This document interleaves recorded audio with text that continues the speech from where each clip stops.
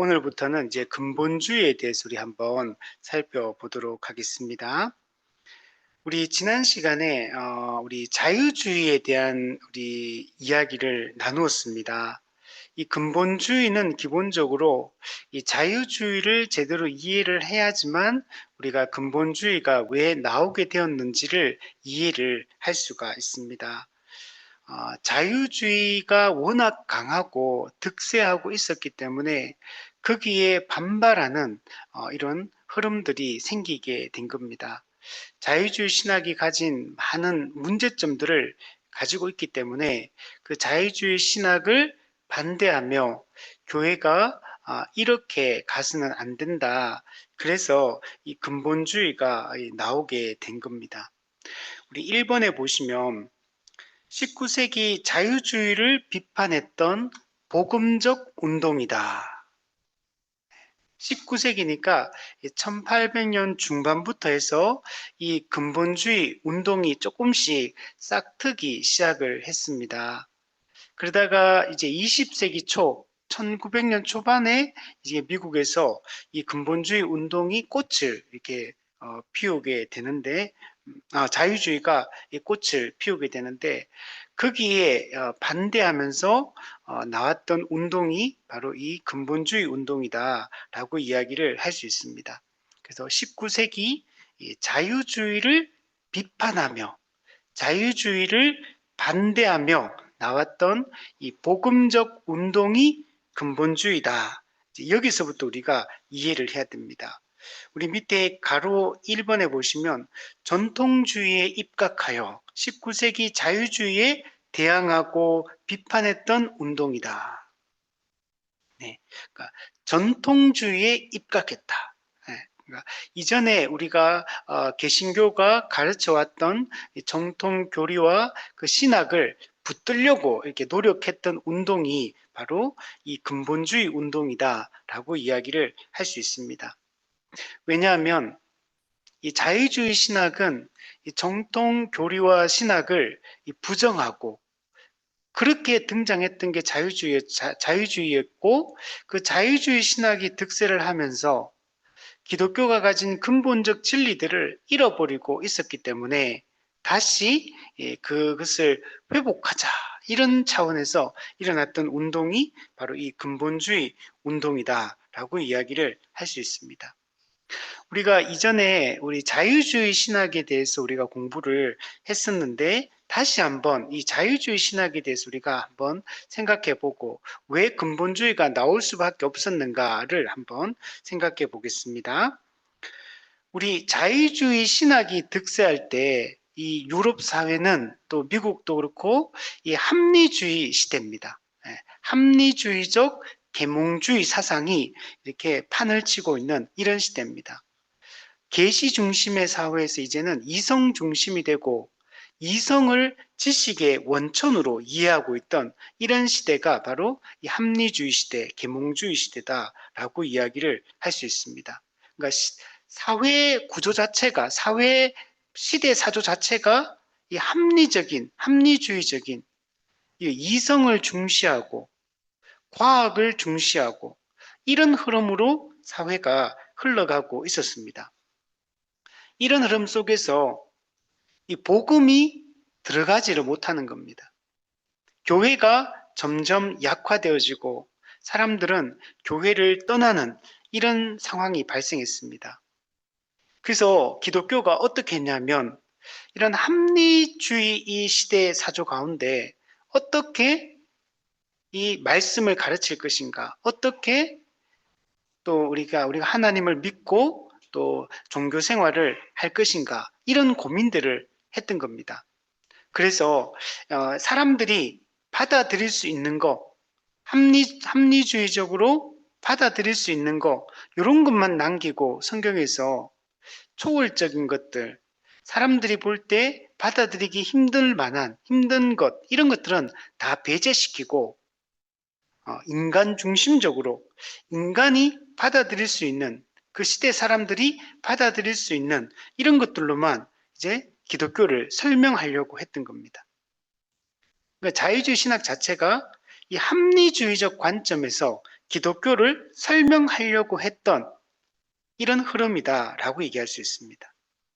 즉, 이 합리주의 시대는 무신론이 판을 치거든요. 그래서 이 무신론적 합리주의 시대에 거기에 대한 기독교가 내놓은 대안, 답변이 바로 이 자유주의 신학이다라고 이야기를 할 수 있습니다. 그래서 이 자유주의는 시대 자체가 이 정통 기독교의 핵심 진리들을 비판하고 이런 것들을 제거하며 나타나게 됩니다. 이성으로 성경을 설명하고 이성으로 기독교를 설명하려고 하는 이런 분위기로 흘러가게 됩니다. 그래서 이런 시대, 이성을 중시하고 과학을 중시하는 이런 시대의 분위기 속에 있었고, 그러니까 종교가 필요 없다라고 말하니까 아니다, 종교가 필요하다. 그러면 종교가 여전히 필요한데 이 종교가 필요하다는 거 그러면 어필을 하려면 사람들에게 합리적으로 설명을 해야지만 그들이 거부할 만한 것들, 그들이 받아들일 만한 것들, 이런 것들로만 이해를 해, 이런 걸 설명해야지만 기독교를 제대로 어필할 수 있다. 이런 접근법을 했던 게 이 자유주의 신학이다라고 얘기를 할 수 있습니다. 그러니까 초월적인 것들, 신비적인 것들, 이런 것들은 다 제거를 하게 됩니다. 이 사람들이 살아가는 이 사회에 어떤 도움이 되는 기독교, 즉 도덕적 기독교의 이 도덕적 가치만 강조하는 이런 시대로 흘러갔던 게 바로 자유주의 시대입니다. 그래서 기독교는 일종의 도덕 종교의 역할을 하는 게 이 자유주의 신학에서 이제 꿈꿨던 것들입니다. 이들도 하나님 나라에 대한 얘기를 하지만 그 하나님 나라가 우리가 생각하는 그런 하나님 나라가 아니고 이 땅에 세워진 도덕 공동체, 윤리적 공동체, 이게 하나님 나라다. 이 세상이 더 공의롭고 공정하고 도덕적으로 깨끗한 이런 사회를 건설하는 것이 하나님 나라를 이 땅에 세우는 것이다 라고 이렇게 합니다. 그러니까 정통 신앙 고백이나 이 교리들은 다 부정이 되는 겁니다. 그러니까 신앙 고백이 불분명해지고 또 신앙 고백의 중요한 그런 초월적 요소들을 다 제거했기 때문에 그러니까 자유주의에서 이야기하는 이 교리, 이 신학이라는 것은 우리가 받아들일 수가 없는 그런 것입니다. 그리고 이들은 성경에도 손을 댑니다. 우리는 성경을 특별 계시, 기록된 하나님의 말씀, 유일한 진리라고 우리는 생각을 하는데 유일한 진리로서의 이 성경 또 유일한 이 진리를 담고 있는 기독교 이것을 부정해 버립니다. 그 자유주의 신학을 따르게 되면 종교 다원주의로 흐를 수밖에 없습니다.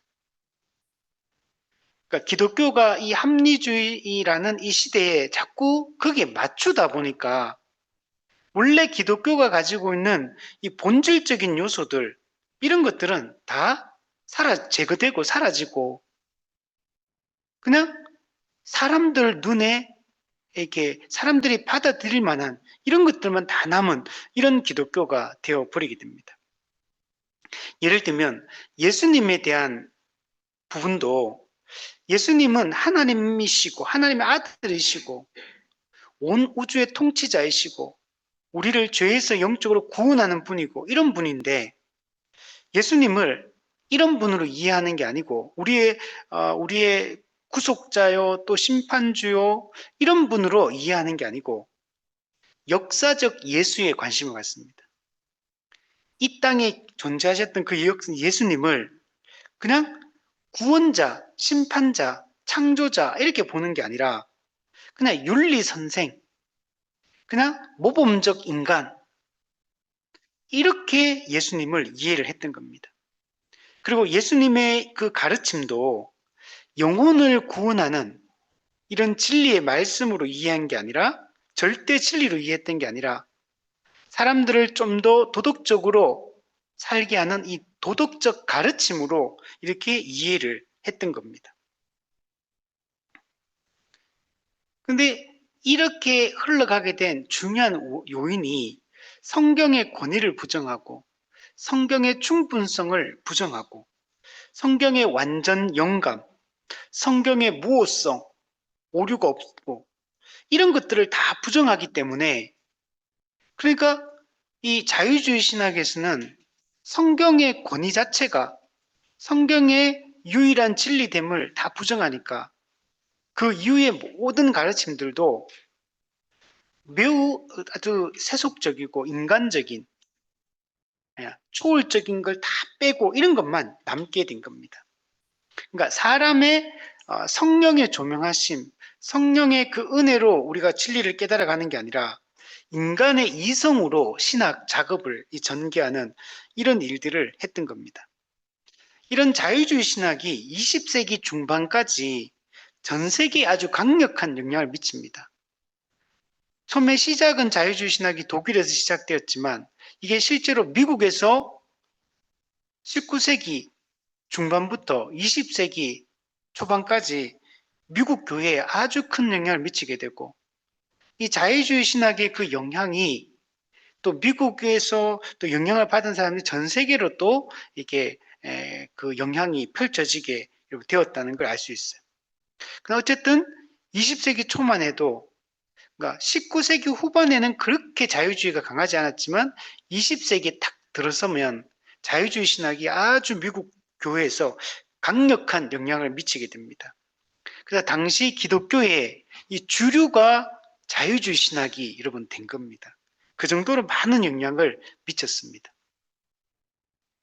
근데 이 자유주의 이 신학에 대해서 반대하고 이게 잘못되었다. 여기에 저항했던 이제 운동이 크게 보면 세 가지가 있는데 하나는 신정통주의. 우리 아직 요거는 공부 안 했던 건데 이제 앞으로 해야 되는데 신정통주의, 칼바르트. 이 칼바르트의 신정통주의가 자유주의 신학에 항거하며 그 자유주의 신학의 강력한 흐름을 끊는 다시 성경으로 돌아가고 다시 올바른 진리로 돌아가려고 하는 이런 노력들을 하게 됩니다. 그래서 신정통주의에서 자유주의의 강력한 흐름이 한번 끊기게 되고 또 오늘 우리가 공부하게 될 이 근본주의, 이 근본주의에 의해서 또 자유주의가 아주 약화가 되게 됩니다. 그리고 이 근본주의의 주요 세력이 누가 되냐면 세대주의자들입니다.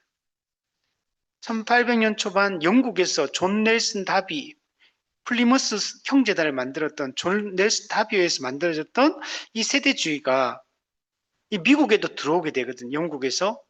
근데 이 자유주의 신학이 그 당시에는 가장 강력한 적이었거든요. 그래서 이 세대주의자들도 결국에는 이 자유주의 신학은 또 달라. 그래서 이들도 내세를 소망하기 때문에 세대주의도 이 자유주의하고는 결을 달리합니다. 그래서 자유주의와 싸우게 됩니다. 그래서 신정통주의, 근본주의, 그리고 세대주의. 이게 이제 자유주의 신학과 이게 싸워서 자유주의 신학이 약화되게 됩니다. 그래서 이런 것들을 우리가 잘 이해를 할 필요가 있습니다. 근데 그 이후에 물론 이런 세대주의가 또 나쁜 영향을 또 우리한테 끼치고 또 이렇게 되지만 그러나 그 당시에는 자유주의가 워낙 강하고 주류 세력이었기 때문에 이것을 막아내는 게 여러분 중요한 겁니다. 뭐 우리가 뭐 쉽게 하면 이런 얘기 하잖아요. 우리 이 세상에는 지금 보면 각 나라가 이렇게 많이 있어요. 그래서 나라끼리 경쟁하고 이렇게 또 무역을 통해 외교를 통해 전쟁을 통해 이렇게 막 이렇게 하는데 경쟁을 하는데 또 근데 나라 안에 가면 또 진보 세력, 보수 세력, 중도 세력 그러면서 나라 안에서도 막 싸워요. 근데 우리가 이제 이런 얘기 하죠. 만약에 외계인은 없지만 외계인이 만약에 있다 외계인이 지구를 침략해 들어왔다. 그러면 지구인들끼리는 힘을 모아 싸워야 되는 거죠. 외계인이 안 들어올 때는 여기서 막 뭐 이제 공산주의 세력, 뭐 자본주의 세력, 뭐 이렇게 막 싸우지만 외계인이 쳐들어올 때는 힘을 합쳐야 되는 거죠. 강력한 적이 있으니까 그것처럼 이 자유주의 신학이 워낙 그 당시에 교회에 나쁜 영향을 미치고 복음의 진리들을 부정하고 왜곡하고 있었기 때문에 그래서 이때는 힘을 합쳐가지고 막 싸우는 겁니다. 특히 이 근본주의 세력 안에는 이 세대주의자들이 주류 세력으로 들어와서 역할을 하기 때문에 이 근본주의가 그래서 좀 분리주의적인 성격을 많이 갖게 됩니다. 그래서 오늘 우리 공부하게 될 이 근본주의는 의도는 되게 좋은 겁니다. 자유주의 신학에 대항하기 위해서 성경을 지키고 올바른 정통 교리를 지키고 교회를 지키고 그렇게 하기 위해서 이 근본주의가 시작이 된 거예요. 그래서 이 근본적 진리들을 이 근본주의자들이 지킵니다. 이걸 강조합니다.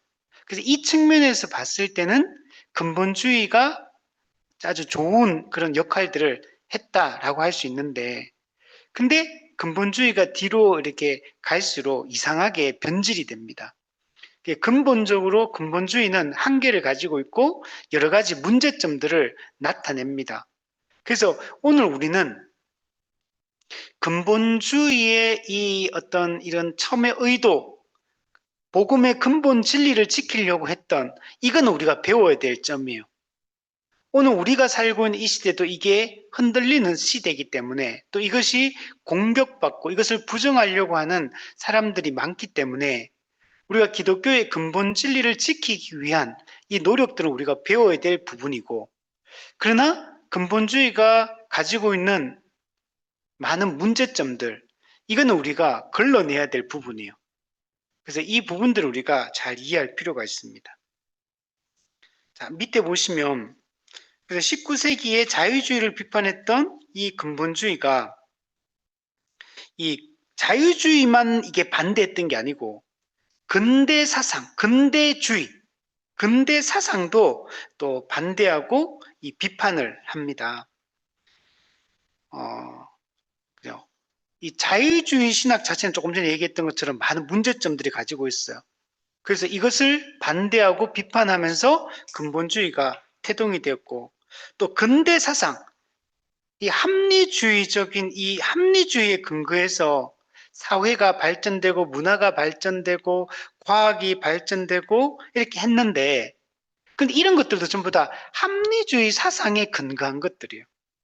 근대적인 이런 근대주의적 사상 자체가 합리주의에 근거하고 있고, 이 합리주의는 기본적으로 무신론입니다. 기독교를 반대합니다. 인간을 강조하고 이성을 강조하는 이런 거기 때문에, 그래서 그 근본주의 같은 경우에 이런 근대 사상도 부정하는 방향으로 나가게 된 겁니다. 근본 진리를 지키고자 하는 노력은 좋지만 근대 사상 자체를 다 부정하려고 하는 이런 분위기로 흘러가게 됩니다. 그래서 이런 부분들이 나중에 문제가 됩니다. 16세기, 17세기 이 종교개혁, 정통주의 시대의 이 신학적 유산을 고수하려고 시작이 되었다는 측면에서 근본주의 운동은 우리가 그 공을 인정해야 되고 소중한 운동이다 라고 얘기할 수 있지만, 근본주의가 가진 폐단은 우리가 잘 걸러내야 됩니다. 그래서 근본주의 다음에 나중에 또 뭐가 나오냐면 신복음주의가 나옵니다. 신복음주의는 자유주의 신학을 반대하고, 그러나 근본주의가 또 가지고 있는 폐단과 약점들이 있어. 또 이걸 극복하려고 노력했던 게 뭐냐면 신복음주의입니다. 그러니까 신복음주의는 조금 더 좀 더 좋은 방향으로 흘러온 거예요. 물론 신복음주의도 문제가 또 많이 가지고 있습니다. 그렇지만 이제 흐름은 이렇게 흘러왔다. 자유주의 신학은 우리가 배격해야 될 거고, 그 자유주의 신학에 대해서 비판하면서 일어났던 근본주의는 의도와 근본 진리를 지키려고 하는 것은 우리가 인정하고, 그냥 나머지 폐단들은 우리가 답습해서는 안 되고, 이 근본주의 폐단을 극복하기 위해서 시작되었던 신복음주의 운동, 이거는 조금 더 이제 복음주의로 이제 많이 이제 온 겁니다. 그렇지만 이것도 신복음주의이기 때문에 복음주의하고는 또 결을 조금 달리합니다. 그래서 우리가 따라가야 될 거는 복음주의를 따라가야 돼요. 옛복음주의. 그래서 이 신복음주의도 또 문제가 있어요. 그러나 이렇게 역사적으로는 시대적으로는 이런 방향으로 흘러왔다는 것들을 알 수가 있습니다. 자, 밑에 보면 이 근본주의는 개신교의 전통적 믿음과 교리를 지키려고 했던 운동이다. 요거는 우리가 이제 장점이다. 이렇게 생각했죠. 그리고 이 세계 기독교 근본주의 협회가 미국에서 이제 설립이 됩니다. 1919년. 1919년 세계 기독교 근본주의 협회. 그래서 이 근본주의 사상이 이제 많이 미국 이제 이 협회를 통해서 미국 교회에 뿌리를 내리게 됩니다. 그 설립 배경을 보면 앞서 얘기했던 그 당시 시대 사조가 합리주의 이런 시대였기 때문에 그런 미국 사회가 가진 문화적인 이런 변화 여기에 대해서 근본주의가 반대를 합니다. 그리고 신학적 문제, 자유주의라는 이 합리주의와 자유주의 정치적으로는 사회 문화적인 측면에서는 합리주의, 종교적으로 신학적으로는 이 자유주의 문제. 여기가 가지고 있는 문제 이것들이 전부 다 기독교를 무너뜨리는 것들이거든요. 그래서 여기에 반대하며 이 근본주의는 이 보수적인 이 기독교인들이 이런 미국 교회가 합리주의, 자유주의로 흘러가는 것들을 막아내기 위해서 그 우려 가운데 이 세계 기독교 근본주의 협회를 설립을 하게 됩니다. 이 당시는 1859년에 찰스 다윈이 종의 기원이라는 책을 쓰면서 진화론을 주장했어요. 그래서 이 진화론이 지금 아주 꽃피는 시기거든요.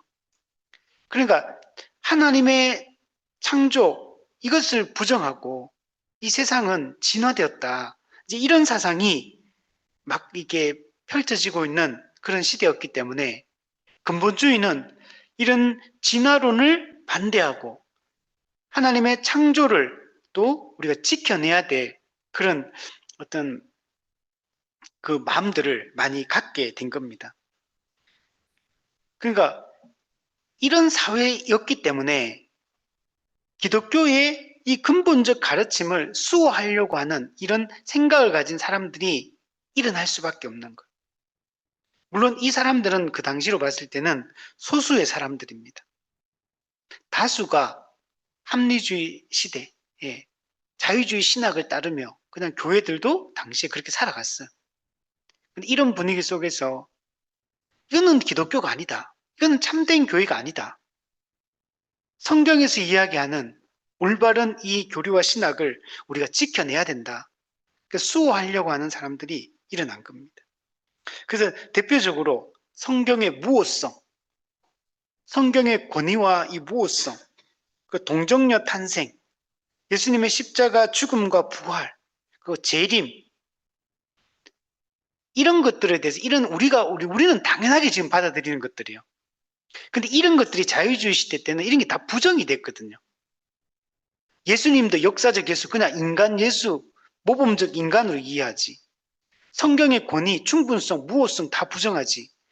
예수님의 죽음과 부활, 이런 그거 다 부정해버리고, 동정녀 탄생 부정해버리고, 초월적인 거, 병자를 고치고 귀신을 쫓아내고 이런 뭐 기적을 베풀고 이런 거 다 부정해버리고, 그냥 윤리 공동체, 윤리적 모범 이런 걸만 강조를 하니까, 그러니까 이런 것들을 지키고자 하는 강렬한 열망을 여러분 가지고 있는 겁니다. 이 당시 자유주의가 얼마나 강했냐면, 여러분 조금 전에 우리가 얘기했던 우리는 지금 너무나 당연하게 받아들이고 있는 이 진리들, 이 교리들, 이런 얘기를 정통 교리들 얘기하잖아요. 그러면 그 사람들 뭐라고 생각하냐면 당시 사람들은 시대에 뒤떨어지는 사람들이다. 촌스러운 사람들이고 반문명적인 사람들이다. 지금 시대가 어떤 시대인데 지금 그런 이야기를 하고 있느냐. 그리고 정말 사람들에게 그냥 무시당하고 무신론자, 불신자들로부터도 무시당하고 자유주의 신학을 따르는 교회들, 성도들로부터도 무시당하는 이런 시대였던 겁니다. 그러니까 기독교는 그냥 도덕 종교지 이런 초월적 종교가 아닌 겁니다. 오늘날 우리도 마찬가지죠. 우리도 지금 이런 합리주의적 계몽주의 사회를 살고 있습니다. 오늘 우리도 성경에서 이야기하는 이런 걸 안 믿는 학교에 가서 직장에 가서 우리 그냥 일반적인 이 사회생활 가운데 이런 이야기를 우리가 적극적으로 하기가 어렵습니다. 이런 이야기하면 사람들은 그냥 개인적인 어떤 종교적인 신념 그냥 이렇게만 이해한다는 거. 그리고 참 이런 걸 믿는 걸 보면 세상 사람들은 되게 어리석게 쳐다보죠.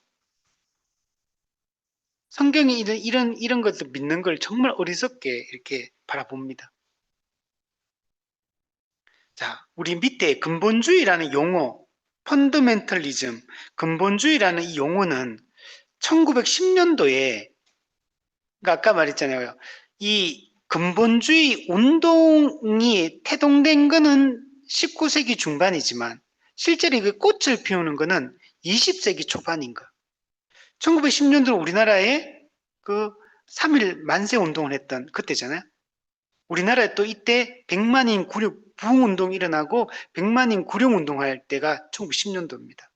이때 미국에 한 작은 출판사가 있었는데 여기에 정통 개신교 신앙의 이 근본을 탐구하려고 12권의 책을 쓰게 됩니다. 여기에 이 책 이름이 근본입니다. 근본 또는 근본적인 것들, 이런 책을 12권의 시리즈를 이게 쓰게 여러분 된 겁니다. 그리고 이 책을 편찬해 가지고 각 교회, 각 성도들에게 이 책을 이제 널리 퍼뜨리기 시작합니다.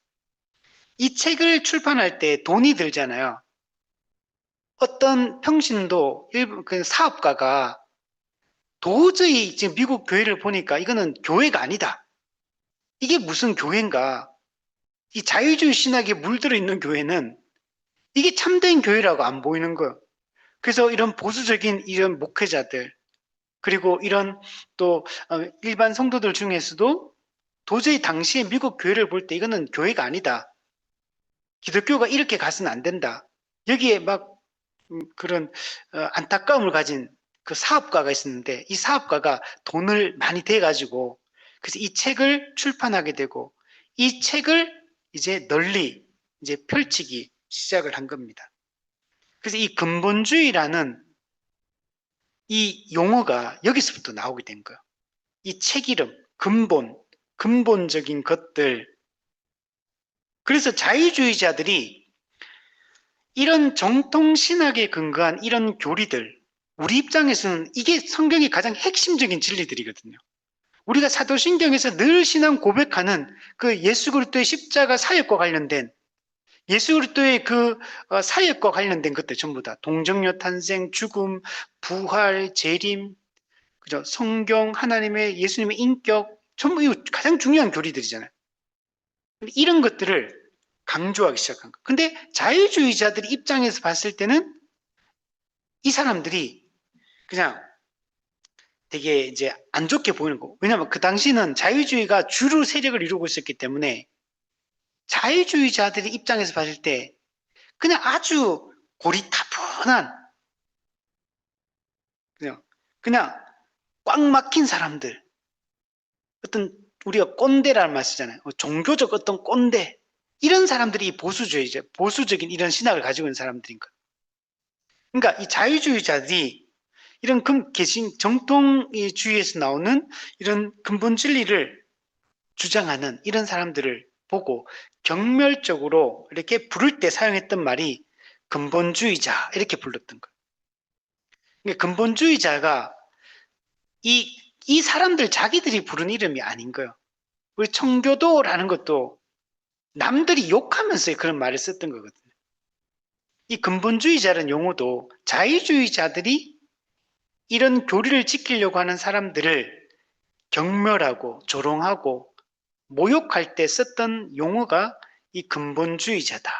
그리고 이 근본이라는 것은 아까 얘기했던 여기서 나온 거예요. 이 근본이라는 책, 참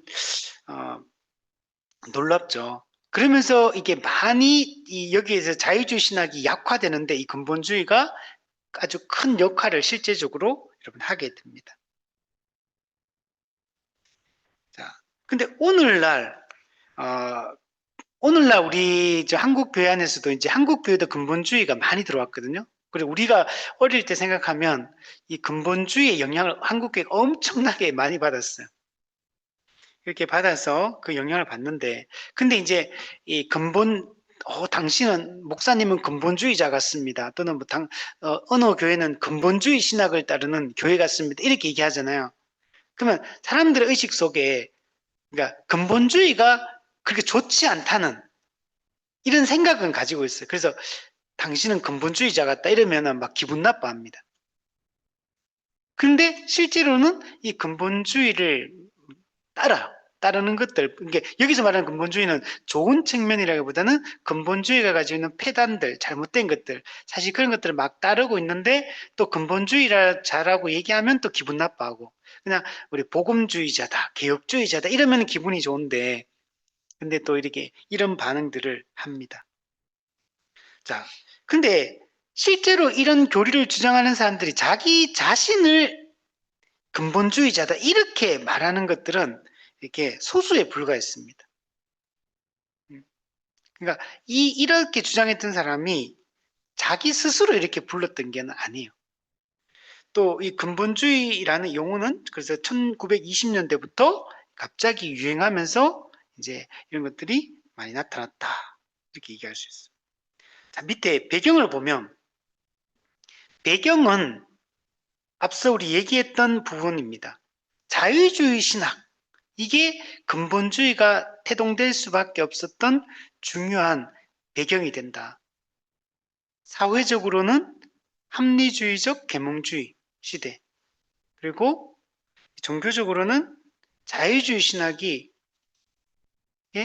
주류 세력으로 활동하고 있는 이런 사회였기 때문에 근본주의가 나타날 수밖에 없었다.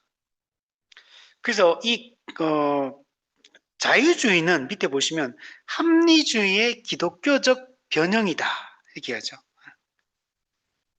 그러니까 이 자유주의 신학은 기독교가 필요하다라는 걸 얘기하고 종교가 필요하다 이 얘기하고 하나님 예수님 얘기도 다 하지만 실질적으로는 이 무신론적 합리주의 이거하고 결을 같이 하는 겁니다. 사실은 외피는 일반 그냥 합리주의자들은 그냥 무신론자예요. 무신론자.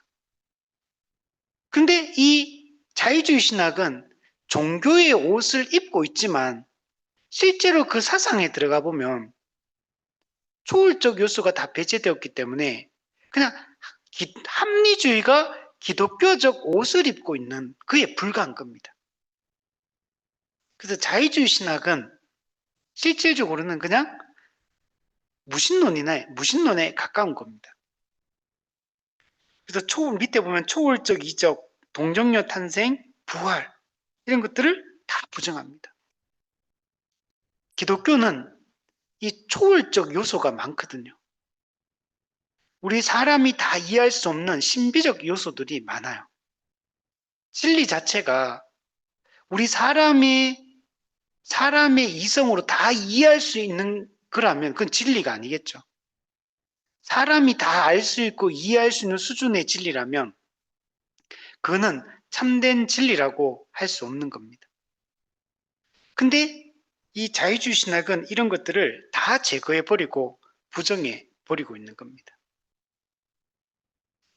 그래서 어떻게든 그 당대를 살아가는 그 무신론자들, 일반적인 세상 사람들,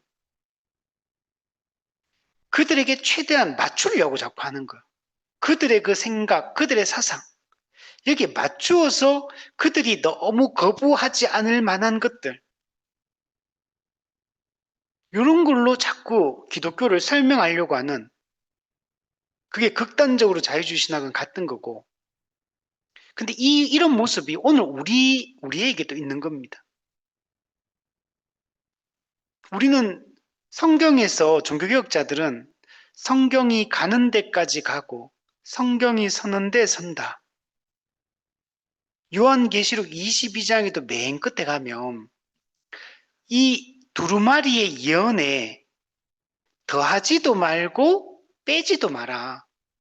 만약에 여기 있는 성경의 가르침 중에서 빼면 네 생명도 생명책에서 이름이 지워질 거고, 네가 만약에 더하면 성경에 기록되어 있는 불신자에게 내려지는 재앙을 너에게 더하겠다. 이렇게 말씀하시거든요.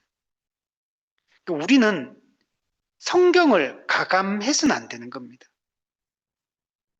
성경이 가르치는 그 성경이 가르치는 진리라면 우리는 다 받아들여야 돼. 그게 때로는 내 마음에, 내 이성에, 내 경험에 맞는 것도 있겠지만 이 경험과 이성에 근거해서 판단해 볼 때 받아들일 수 없는, 이해되지 않는 것들도 많다는 겁니다. 근데 우리는 기록된 말씀이 오류가 없는 무오한 하나님의 말씀이라 그래서 믿는 게 중요한 거예요. 그 성경관이 중요한 겁니다. 완전 영감된, 오류가 없는, 그리고 우리에게 모든 신앙 믿을 것과 우리가 살아야 할 것에 대한 모든 진리를 우리에게 그 모든 원리들을 다 가르쳐 주고 있다는 확신을 가진 충분성을 우리가 믿어야 돼. 이게 진짜 성경을 믿는 겁니다. 그래서 성경의 무오성과 충분성을 부정해버리면 성경은 이렇게 진리도 있고 진리가 아닌 것도 있고 하나님의 말씀도 있고 인간이 보탠 말씀도 있고 이렇게 이해하면 안 된다는 거예요. 우리는 성경에 있는 이 모든 것들을 받아들이는 게 중요하다. 우리 뒷부분의 네모박스에 보면 1920년대 후반에는 자유주의를 신봉하는 목사들이 교단 내에서 주류 세력으로 부각했다. 미국 교회 전체를 자유주의를 신학을 따르는 목회자들이 주류 세력이 여러분 된 겁니다. 19세기 후반부터 나타나기 시작해가지고 20세기 초반에는 급성장을 하게 됩니다. 원래 미국에 그 신학교들이 있거든요. 그 신학교들이 처음에는 이 정통 신학으로 이렇게 무장이 돼 있던 이런 학교들이었는데 이 자유주의 신학이 이제 정점을 향해 달려가면서 그런 신학교 교수들부터 이 변질이 되기 시작합니다. 신학교 교수가 그런 걸 가르치기 시작하니까 배출되는 목회자들도 어떻겠습니까? 다 목회자들이 자유주의 신학에 물들기 시작하고 그 자유주의 신학자들이 교회 가가지고 또 설교를 하고 가르치고 하다 보니까 성도들도 자유주의 신학에 물들게 되는 겁니다. 그래서 미국 교회가 그 당시 한 7, 80%가 이 자유주의 신학에 물들었다라고 할 정도로 심각하게 이제 미국 교회가 변질이 되게 됩니다. 그래서 지도자가 어떤 신학과 교리를 가지고 있느냐가 매우 중요한 겁니다. 제가 이번 주에 화요일 저녁에 철로역정 강의를 하면서 좁은 문을 이 순례자가 좁은 문을 통과하고 그리고 이제 십자가 언덕으로 올라가서 십자가를 체험하는 그 과정 속에 있어요. 여기 재밌는 게 이 좁은 문을 통과하고 그리고 십자가를 체험을 하려면 그 중간에 한 과정이 더 있어요. 좁은 문과 십자가 언덕 사이에는 해석자의 집이 있습니다.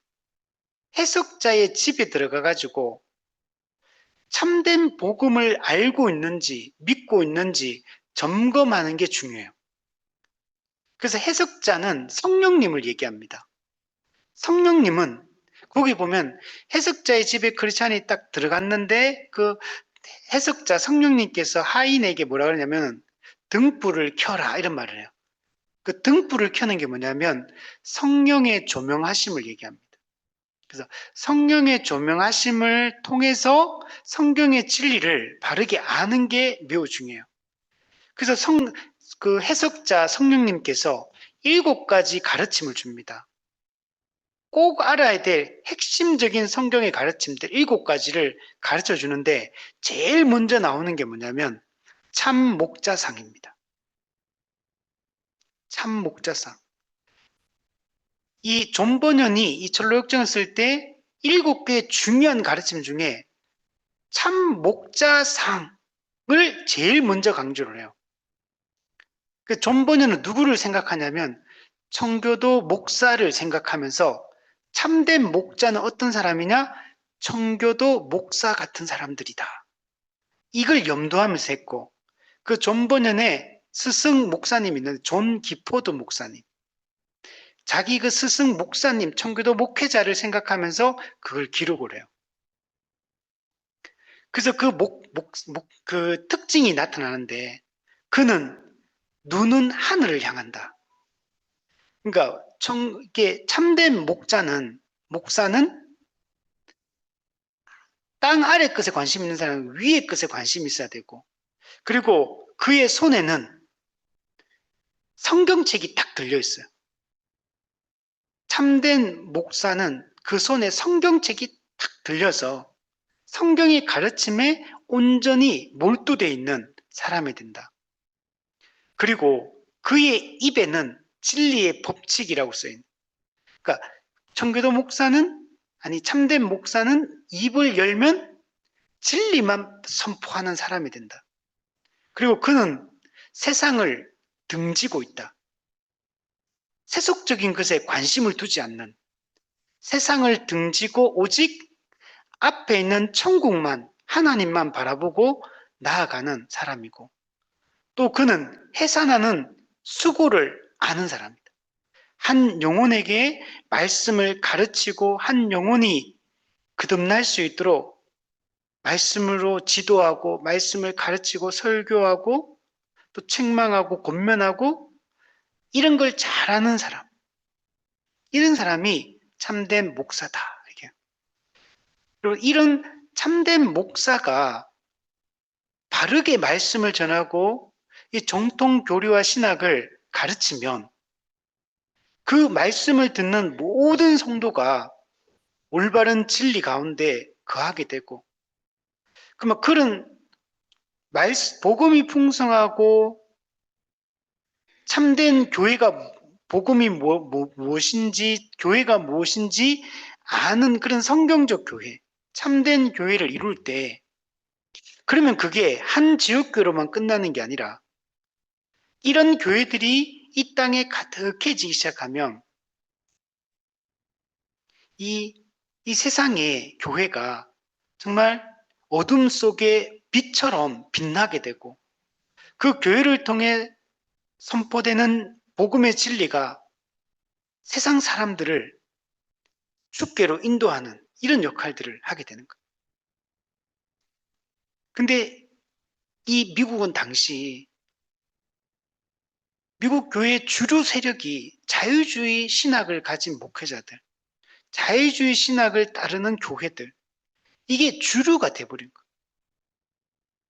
그러니까 얼마나 이 분위기가 그 당시 교회 분위기가 약화가 되겠어요. 초월적인 게 하나도 안 나타나요. 복음의 은혜와 능력이라는 것은 찾아볼 수 없는 거예요. 그냥 도덕만 남은 거예요. 도덕만. 이 세상 속에서 그냥 도덕만 추구하는 이 정도의 그냥 교회가 여러분 돼버린 겁니다. 자, 이런 가운데 그 중에 또 하나님이 또 시대마다 남은 자들을 세워두시는 거예요. 그런 시대 분위기 속에서도 참된 진리를 붙잡고 있는 소수의 사람들이 있는 거예요. 그 목회자들이 있고 그런 교회들이 있고 그런 소수의 남은 자들 이들이 이런 또 운동을 펼치는 겁니다. 그러니까 우리가 이 역사를 보면 교회사를 보면 다수에 의해서 이 시대가 흘러오는 게 아니에요. 깨어있는 소수 하나님의 진리를 바르게 알고 바르게 믿고 바르게 삶에 적용하며 살아가는 하나님께서 남겨두신 남은 자들, 이들에 의해서 교회가 항상 이 참된 이 교회로 세우고 시대에 불을 밝히는 그 역할들을 해왔다는 것들을 알 수 있습니다. 일종의 이 근본주의자들도 일종의 그런 역할을 초반에 조금 했던 겁니다. 자, 밑에 보면 해리 포스틱 사건, 요 해리 포스틱 사건이 뭐냐면 밑에 한번 보세요. 그 밑에 별표에 보면 뉴욕 제1장로교회 장로교 목사인 해리 포스틱이 성경의 영감, 그리스도의 동정녀 탄생, 그리스도의 대속과 재림 같은 교리에 대해 뭐라고 얘기하냐면 여기에 대해서 해석이 다르다. 보수적 해석하는 사람들도 있고 자유주의적 해석을 하는 사람도 있다. 그러니까 교회는 어떤 태도를 취해야 되냐? 보수적 신앙을 따라야 된다. 이렇게만 말하면 안 된다는 거. 왜냐하면 해석이 다르니까. 기독교의 이 근본 진리에 대해서 이렇게 해석하는 사람도 있고 이렇게 해석하는 사람도 있다. 그러면 교회는 어떤 입장을 취하냐? 다 포용해야 된다. 다 관용해야 된다. 이걸 결정 내린 게 이 해리 포스틱 사건인 거예요. 진리가 이렇게 변질이 돼버리는 겁니다. 성경의 영감에 대해서 완전 영감일 수도 있고 아니면 완전 영감 아닐 수도 있고 예수님의 대속적 십자가 죽음과 부활, 동정녀 탄생 이게 그럴 수도 있고 아닐 수도 있고 이런 겁니까? 재림하실 수도 있고 안 하실 수도 있고 근데 이거는 성경에서 명백하게 얘기하는 것들인데 이런 것들조차도 이렇게 해석하는 사람도 있고 이렇게 해석하는 사람도 있으니까 서로 포용해야 된다. 그냥 그 둘 다 인정해 줘야 된다. 이렇게 교회가 결정해 버립니다. 그러니까 그럼 진리가 불분명해지죠. 진리는 칼빈이 얘기했듯이 진리는 교리적 진술이 가능하다. 진리는 선명한 거거든요. 우리 정통주의 시대 때 만들어졌던 모든 신앙 고백서, 교리 문답의 내용들이 설명하는 게 아니에요. 성경이 이것을 진리라고 선포하고 있다는 그걸 객관적으로 기록한 거예요, 그게. 이게 성경 66권이 말하는 진리가 이겁니다라고 그걸 교회가 공의회를 통해서 그런 것들을 정립한 거예요, 그런 걸. 그러니까 이거는 불분명한 게 아니에요. 근데 이걸 이런 식으로 이제 얘기를 해버리니까 미국 교회가 얼마나 변질이 되겠습니까? 자, 다시 그 위에 한번 보시면 해리 포스틱 사건 이후 장로교회 안에 있던 자유주의 목사들은 자신들의 입장을 행동으로 옮겼다. 이게 19세기 후반만 해도 이 자유주의 신학을 따르는 목사들이 그렇게 힘을 못 썼는데 20세기 들어서면서 이게 힘을 막 쓰기 시작하는 거예요. 목소리를 더 많이 내기 시작하고 그리고 자기들의 그 주장을 행동으로 막 옮기기 시작하는 겁니다. 그래서 1923년 12월 26일 뉴욕 어번에 150명의 장로교 목사들이 모여서 총회에 항의하는 선언문을 만들었다. 여러분 당시에 여기 보면 150명의 목사들. 근데 목사가 이 당시에 150명만 있는 게 아니고 엄청 많아요. 근데 초기에는 이렇게까지도 사람이 많지 않았는데 이게 이제 시간이 지나면서 이 자유주의 신학에 동의하는 사람들이 점점 많아지는 겁니다. 왜? 신학교에서도 이런 거 막 가르치고 교수들이 가르치고 하니까 목회자들 점점 이쪽에 휩쓸려 가는 거. 그리고 당시 시대의 분위기 자체가 합리주의적인 이런 시대고 또 자유주의 신학이 꽃피우는 이런 시기다 보니까 점점 여기 동조하는 사람들이 많아지는 겁니다. 그러니까 150명이 총회 항의를 하기 시작한 거예요. 그리고 그 다음에 1월 선언문을 전국 교회에 뿌렸다. 이게 여러분 지난번에 그 네덜란드 개혁교회에서 알미니안주의가 나올 때도 이런 식으로 일어납니다. 초기에는 그 알미니안주의 사상이 그냥 알미니우스에서 조금 이제 가르쳐지고 그 대학교에서 가르치는 걸 배웠던 그 제자들이 조금 받아들이고 이렇게 했다가 알미니우스가 죽고 나서 그 알미니우스 가르쳤던 것들을 책으로 편찬해내고 그 누가 제자들이 이제 그 목사들의 세력을 규합한 거야. 세력을 규합해가지고 항변서, 항론서라는 책을 만들어가지고 정식으로 그 당시에 네덜란드 교회는 개혁교회거든요. 근데 거기에 우리가 정통적으로 알고 있던 칼빈주의에서 가르쳤던 그게 잘못됐다. 그러면서 5대 교리를 부정하면서 칼빈주의 5대 교리를 반대하면서 알미니안주의 5대 교리를 책으로 써낸 거예요. 거기에 대해서 네덜란드 개혁교회가 여기에 대해서 이걸 막아내기 위해서 도르토 총회를 열었고 거기서 이제 그걸 2단으로 정죄하고 2단은 아닌데 2단은 아니지만 그 2단처럼 그 당시는 취급을 했어요. 실제로는. 왜냐하면 칼빈주의 교리를 많이 훼손했기 때문에 그래서 이제 도르토 그 신조가 만들어지게 된 거거든요. 근데 여기도 초기에는 사람이 많지 않다가 이제 150명이 됐죠. 그리고 이제 전국교회 이제 뿌렸죠. 그 다음 보세요. 같은 해 5월 무려 1293명의 목사와 장로들이 그 선언문에 동의하며 서명을 했다. 갑자기 확 늘어나죠. 1293명. 이 사람들이 이 자유주의 신학이 요구했던 그것들에 다 동의하고 따릅니다. 이걸 어번 선언문이다 라고 얘기합니다. 그러니까 이런 게 나오니까 이제 자유주의가 미국 전국에 이제 전국 교회에 아주 강력한 영향을 미치기 시작하는 겁니다.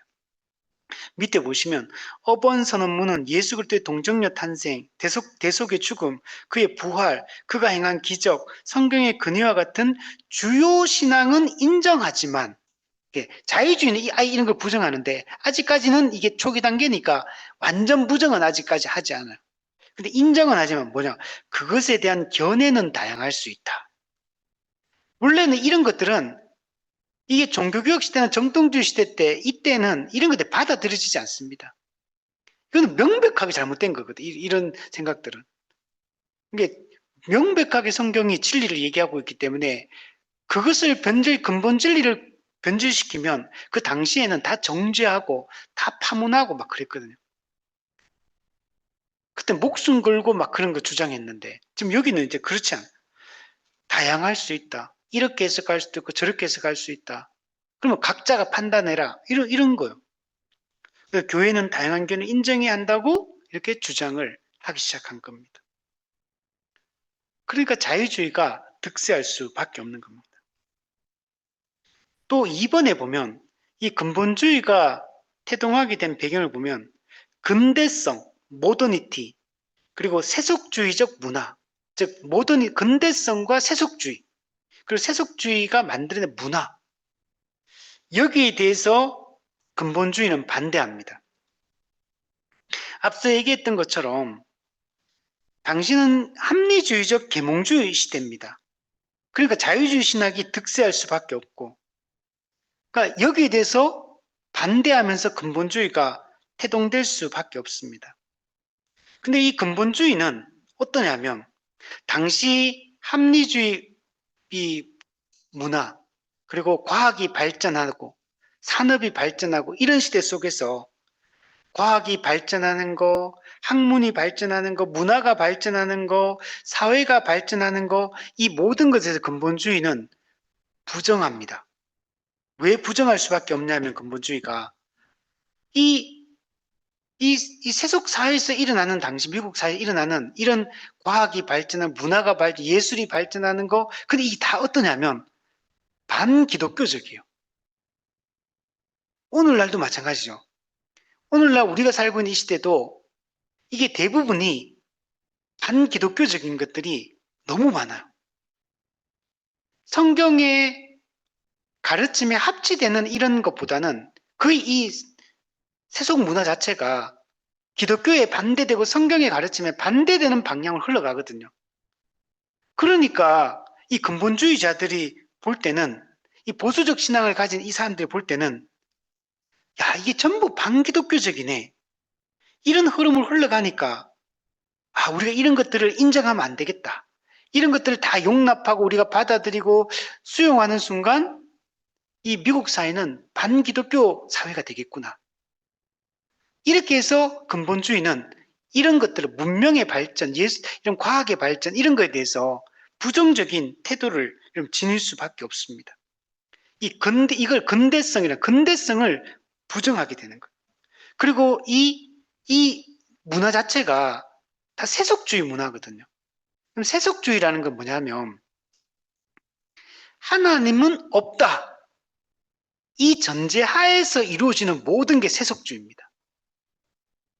그러니까 세속주의라는 게 막 어떤 막 방탕한 생활, 도덕적으로 방탕한 거, 이런 걸 세속주의라고, 물론 그것도 다 포함되지만 그런 것보다는 하나님이 없다라는 이 사상 하에서 이루어지는 모든 것,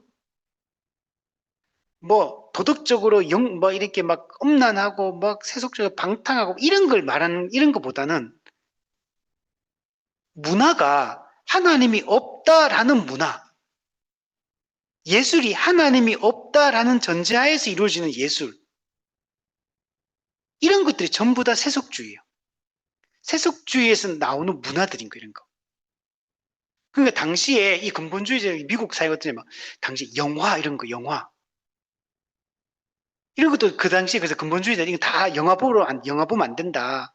음악 이런 거 그 당시에 근본주의 다 반대했던 거. 옛날에 악기 사용하면 안 됐잖아요. 옛날에 우리나라도 그 다 이런 것들이 다 그런 문화에서 세속주의 문화에 다 나온 거기 때문에 그래서 옛날에 영화를 보도 안 된다. 치마도 이렇게 길게 그 미국 영화 보면은 미국 사람들 치마가 길어요. 옛날에 보면 이런 것들이 전부 다 그런 것들이에요. 우리 한국 교회도 이렇게 이런 것들이 들어와서 이게 우리가 되게 율법주의라고 우리가 보통 표현 많이 하는 것들이 다 이 근본주의에서 나온 것들이에요.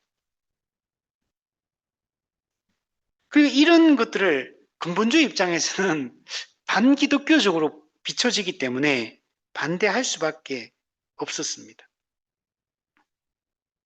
근데 오늘 우리가 살고 있는 이 세상 자체도 그냥 세속주의 세상인 거예요. 그냥 우리가 사는 세상 자체가. 우리는 이 세속주의 문화 가운데 그 정점에 현재 우리는 지금 살고 있는 겁니다. 그렇죠? 지금 여기서 이루어지는 것들 전부 다 하나님이 없다라는 전제하에 이루어지는 다 문화들이잖아요. 그러니까 이게 전부 다 세속주의. 우리는 완전 세속주의 한복판에서 현재 우리가 살고 있는 겁니다. 당시 미국 사회도 그랬던 거.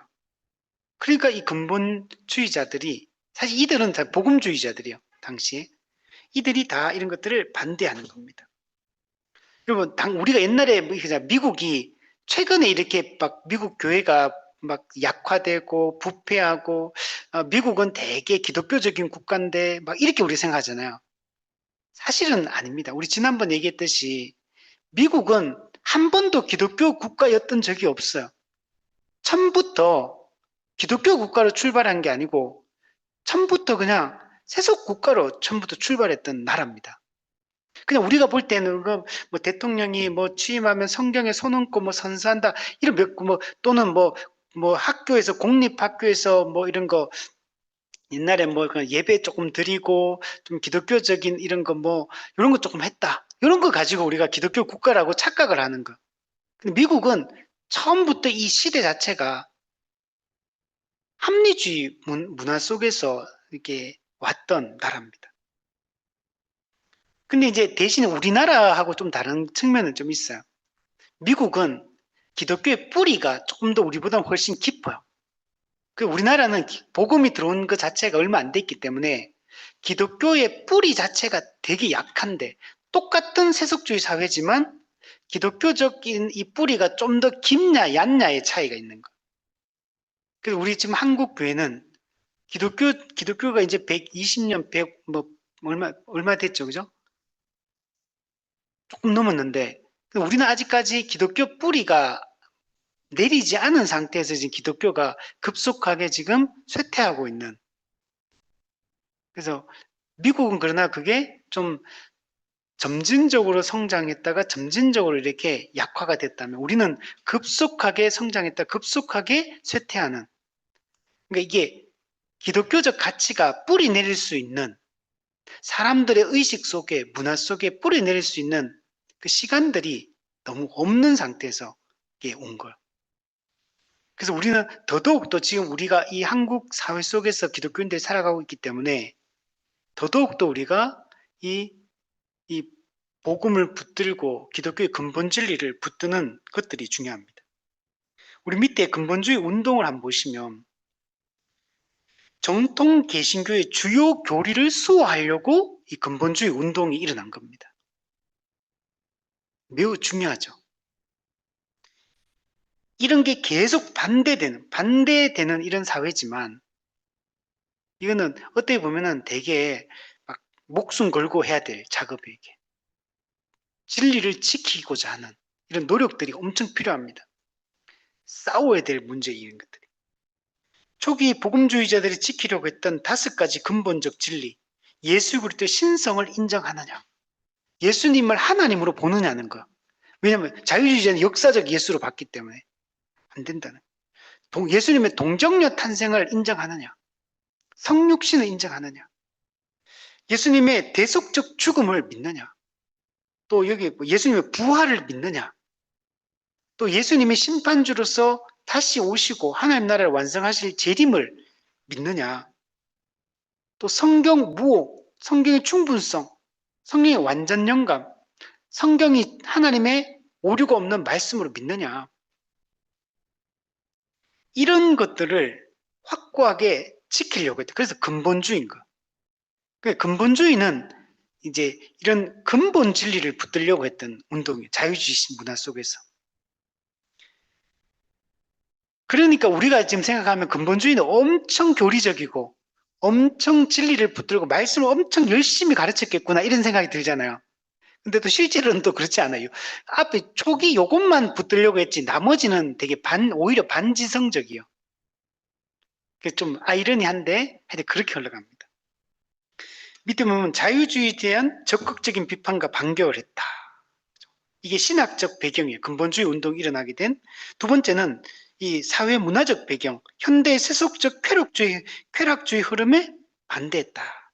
물질주의, 세속적 방종, 타락 이런 걸 다 반대합니다. 즉 아까 얘기했던 근대성과 이 세속주의를 반대를 하는 겁니다. 3번에 보면 현대의 세속적 학문이나 문화를 반대한다. 학문도 반대. 왜냐하면 이 당시에 아까도 얘기했지만 진화론이 막 득세하고 있거든요. 그래서 창조론, 진화론 막 논쟁도 막 유명한 논쟁도 나중에 일어나요. 그리고 과학의 발전, 문화의 발전, 예술의 발전, 이 모든 것들, 이런 것들을 반대합니다. 현대 학문이나 문화가 지닌 반기독교적 성향 때문에 그런 거예요. 그러니까 이런 부분에 대해서 되게 부정적인 생각을 이 근본주의자들은 가지고 있습니다. 대안적인 학문 활동이나 여타 학문과의 교류 속에서 건전한 비판적 활동이 필요하다. 그죠? 이거는 우리가 이렇게 해야 되는 거예요. 우리가 현대 문화, 학문, 과학, 예술 이 모든 거에 대해서 우리가 이걸 부정하면 안 돼요. 이걸 거부하는 이런 방식으로 우리가 나가면 안 된다는 거예요. 무조건 반대 이렇게 하면 안 된다는 거예요. 물론 그렇다고 해서 이걸 그냥 무조건 수용, 자유주의자들 또 이렇게 해서는 안 돼요. 왜냐하면 우리가 걸러서 들어야 돼. 걸러서. 이게 정말 우리 기독교적 가치에 합당한지 하지 않는지 우리가 잘 걸러 듣는 이런 게 필요합니다. 근데 자유주의는 그걸 다 그냥 수용 다 해버리고 근본주의는 이걸 그냥 부정하는, 회피하는 방식으로 이렇게 적대적이고, 그러니까 약간 어떻게 보면 그러니까 근본주의가 분리주의적일 수밖에 없어요. 분리주의. 자꾸 이렇게 흑백 논리로 자꾸 막 이렇게 나눌 수밖에 없는 거예요. 모든 걸. 근데 이거는 또 뭐 때문이냐면 밑에 보면 세대주의 영향 때문이기도 해요. 근본주의의 주요 세력이 세대주의자였기 때문에 그러니까 근본주의가 자체가 가지고 있는 특징도 그렇고 세대주의가 가지고 있는 특징도 이게 두 개가 결합해가지고 자유주의와 싸웠기 때문에 그러니까 이 근본주의 운동 자체가 되게 분리주의적인 성격이 강해질 수밖에 없습니다. 밑에 네모 박스 보면 근본적 교리들을 고수하고 건전한 비판을 수행하면서도 세상에 대해 지성적, 개방적, 포용적 태도를 지니는 방향이 요구된다. 근본 진리를 지키는 것은 우리가 되게 좋은 거예요. 그리고 이 교회가 가지고 있는 잘못된 것에 대해 건전하게 비판하는 것들은 좋은 겁니다. 그러나 반지성적으로 가서는 안 돼요. 이게 지금 보면 주류 세속 사회의 방향을 다 그들로부터 그걸 분리시키고 자기들을 고립시키는 방향으로 가요. 왜 이게 반기독교적이니까 다 거부해야 된다. 이제 이런 식으로 가는 거예요. 그러면 세상 사람들이 이 근본주의를 정말 이렇게 철저하게 따른 사람들을 보면 진짜 말 안 통하는 사람들이 되는 거죠. 뭔가 연결될 수 있는 고리가 전혀 없어져 버려요. 그냥 근본주의자는 그냥 다 비판, 판단, 정죄 막 이런 방향으로 가버리고 그냥 회피, 그냥 거부 이렇게 다 가기 때문에 이렇게 가서는 안 된다는. 그리고 이 근본주의자는 이렇게 가다 보니까 종교가 어떻게 되냐면 사적 영역으로 밀려나 버려요. 공적 영역에서는 종교가 기능할 수 없는 필요 없는 것처럼 이렇게 돼버리면 결과적으로는 자꾸 분리시키니까 자꾸 거부하고 정죄해버리고 나만 옳다 이렇게 가니까 그러니까 이제 기독교는 사적 영역 그냥 사적 영역이란 말은 그냥 내 개인 신앙 개인적인 어떤 신념 여기서만 작동되는 게 돼버려요. 기독교는 이런 데만 필요한 게 돼버리는 거예요. 이 사회에서 정치에서 경제에서 문화에서 복지에서 교육에서 이런 데는 기독교가 필요가 없어져 버리는 거예요. 그럼 기독교가 그런 겁니까? 기독교는 모든 영역에 모든 순간에 모든 삶에 대해서 다 성경은 얘기를 하고 있는 거거든요.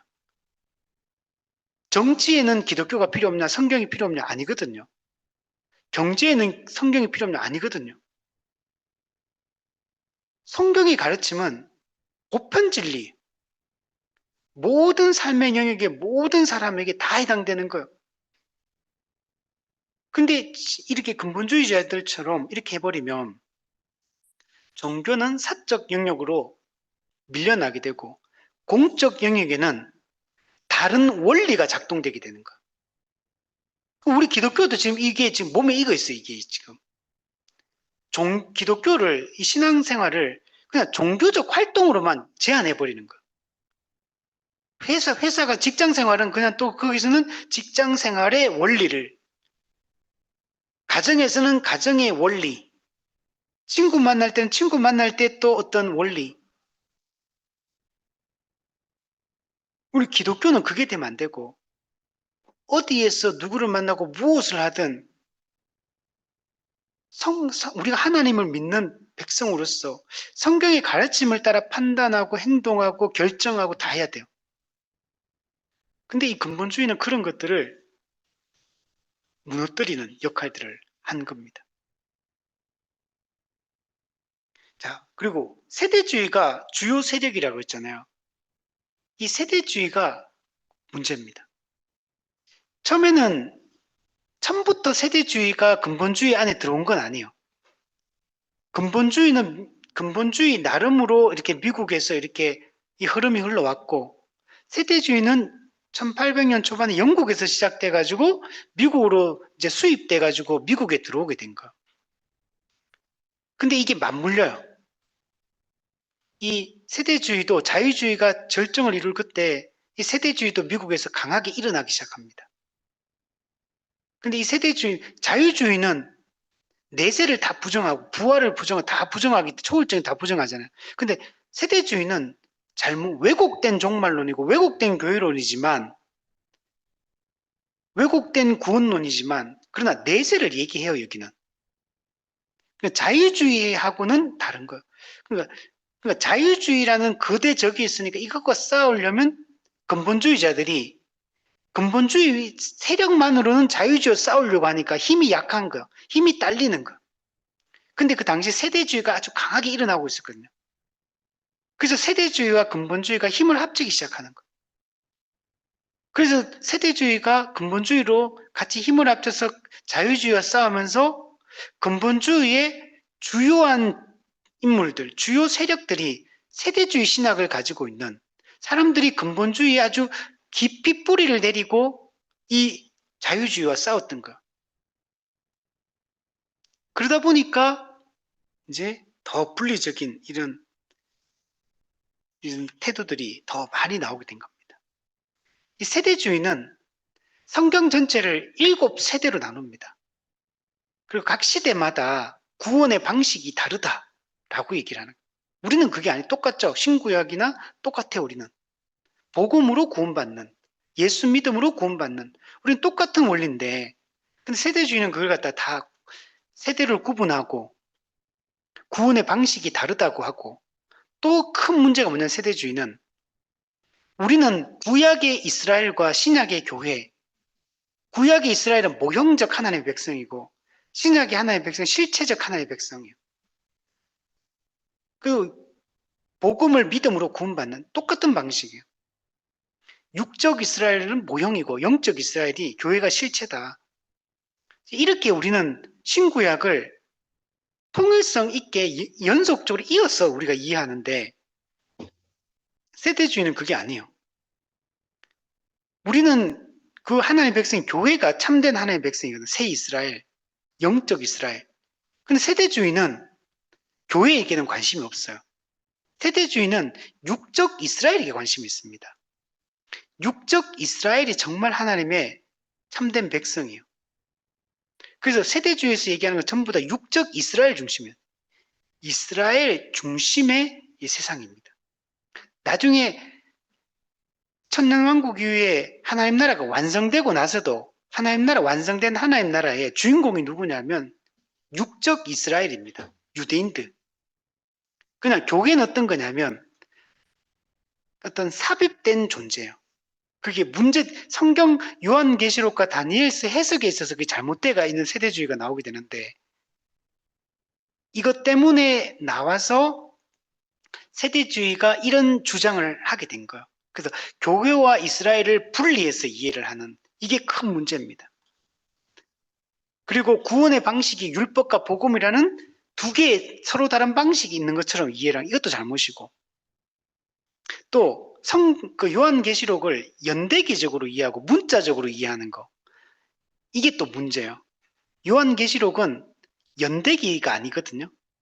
그리고 문자적으로만 다 해석하죠. 그 묵시기 때문에 상징이거든요. 근데 이렇게 해석하다 보니까 문제가 돼요. 그래서 요한계시록 그리고 구약 신약의 묵시서인 요한계시록과 그리고 구약의 묵시서인 다니엘서 7장부터 12장까지 이거 두 개를 해석을 엉뚱하게 하다 보니까 세대주의 신학이라는 게 나오게 된 거야. 그러니까 이게 근본주의와 결합해서 많은 문제점들을 결국 나타나게 됩니다. 지금 우리가 이 세대주의 신학의 영향을 엄청나게 많이 받고 특히 이 종말론과 물론 세대주의는 다 문제가 많은데 이 종말론과에 있어서 큰 문제를 우리 신앙의 어떤 이제 우리가 문제점을 발생시키는 게 이 세대주의입니다. 오늘날 우리 이 사이비 종말론도 다 이 세대주의에서 나온 거예요. 이런 것들을 우리가 잘 철저하게 배격하는 것들이 되게 중요합니다. 자, 그래서 나중에 우리 성경적 종말론 공부를 하는 게 되게 중요합니다. 개혁주의 종말론, 성경적 종말론. 종말론이 이게 정말 우리 한국 교회는 구원론에도 문제가 있지만 교회론도 문제 있지만 종말론도 큰 문제를 일으키는 게 한국 교회예요. 다른 데도 이런 사이비 종말론 이단들이 있지만, 교주형 사이비 종말론 이단들이 있지만, 다른 나라에도 한국에 유독 많아, 이런 게. 한국 이단은 전부 사이비 교주형 종말론 이단이거든요. 이게 전부 다 세대주의 신학을 배웠던 매코믹 출신의 선교사들이 우리 한국에 들어왔기 때문에 그 영향이 우리에게 그대로 전수가 됐기 때문에 그래요. 그래서 이 근본주의가 한국에 미친 부정적 영향들, 그리고 이 세대주의가 또 미치는 부정적 영향들, 이런 것들을 우리가 잘 걸러내고, 잘 우리가 그래야지만 이제 건전한 신앙생활, 건강한 이 신앙생활을 우리가 할 수 있습니다. 이제 저희 교회도 우리 지금 수요 예배에 요한계시록 강해를 하는데, 이제 다음 주 마지막 요한계시 22장 마지막 끝부분 제가 강해를 하고, 그 다음 주부터 수요 예배에 다니엘서 강해를 하려고 합니다. 그래서 요한계시록과 다니엘서를 같이 이해해야지만 성경 전체의 큰 이 흐름을, 다니엘서는 어떤 거냐면 어떤 그 구약부터 예수님 재림 때까지 아주 긴 기간을 보여줘. 71회라는 게 중요하거든요. 그 71회를 길게 보여주고, 요한계시록은 신약 시대부터 재림 때까지를 보여주는 게 요한계시록이고. 그래서 이 두 개를 겹쳐서 봐요. 그 다니엘서를 먼저 보고 요한계시록을 보면, 아, 전체 흐름이 이렇게 흘러가는구나 라는 게 명확해지고, 이 다니엘서, 요한계시록, 묵시서 같은 경우는 하나님의 구원 계획 전체 경륜이 명확하게 드러납니다. 그래서 큰 그림, 성경 전체의 큰 그림이 다 보여요. 그걸 보면. 그리고 왜 이런 이단들이 이렇게 등장하게 되는지, 이런 것들도 우리 잘 알 수 있습니다. 그래서 다음에 이런 것들도 우리가 보고 했으면 좋겠습니다. 자, 우리 오늘은 여기까지 하는데, 우리 정리해 보면, 근본주의는 미국에서 일어났는데 1800년 중반부터 1900년 초반에 가장 이제 절정을 이루게 된다. 근본주의가 자유주의가 그렇게 하게 되고, 이 자유주의는 이 합리주의적 이 세계관, 그리고 그런 게 영향을 받아 기독교를 설명하려고 했기 때문에 문제점이 있어요. 그래서 거기에 대해서 반작용으로 일어났던 게 이 근본주의다. 자유주의를 깨부수기 위해서 일어났던 게 근본주의고, 기독교의 근본 진리를 지키기 위해서 일어났던 게 근본주의다. 그래서 우리 주요 5가지 교리, 뭐 어떤 분은 뭐 5가지, 7가지다, 뭐 12가지다, 뭐 이렇게 여러 가지 얘기하는데, 뭐 어쨌든 뭐 기본적으로는 보통 5가지를 얘기합니다. 그래서 근본 진리를 지키려고 노력했다는 측면에서 우리는 그 의도는 좋다. 이거는 우리도 본받아야 할 지점이다. 자, 그러나 이제 근본주의가 아까도 얘기했지만 반지성적으로 흘러가고, 분리주의로 흘러가고, 이 어떤 이런 문화, 이런 것들에 대해서 다 반대하고, 이런 방향으로 또 가고 하는 것들은, 흑백 논리로 자꾸 모든 걸 판단하려고 하고, 이런 것들은 또 문제가 있다. 그리고 특히 또 세대주의가 또 들어와서 또 영향을 미치게 되고, 그래서 이후에 세대주의가 미국 교회에 아주 강력한 영향을 미치게 된 것도, 또 이 근본주의가 세대주의와 손을 잡으면서 또 이렇게 더 확대된 측면이 있기 때문에, 또 그런 것들도 우리가 또 잘 살피고 잘 걸러내는 것들이 중요합니다.